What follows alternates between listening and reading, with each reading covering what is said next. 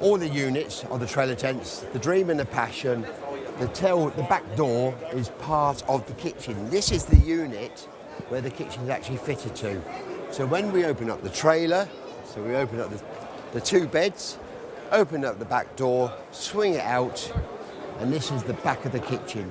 On the deluxe kitchen, here, we have a shelf. We come down, where you can all store your pots and pans, keeping your tables nice and clear.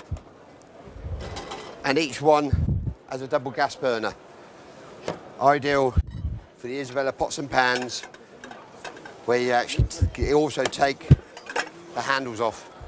A great tool, space-saving idea. This kitchen table unit here, pull-out bars to put your kitchen bowl in. If you didn't have this bar system is on the end of here to pull it out to put your bowl in. The kitchen, as I said, is a deluxe one, 2 drawers. We do a single one with just 2 doors.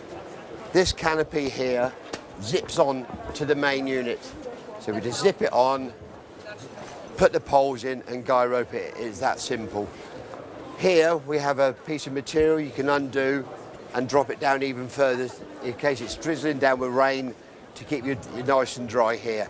This is a perfect way to cook outside. So much nicer. And even if it is raining, you are very, very comfortable. On the Passion and the Dream trailer tent, the kitchens come standard with a collapsible washing up bowl to save space. It comes with a water pump, shower. You can also take this top off, take the shower head off and put a normal tap head onto it. And they also come with a collapsible water container.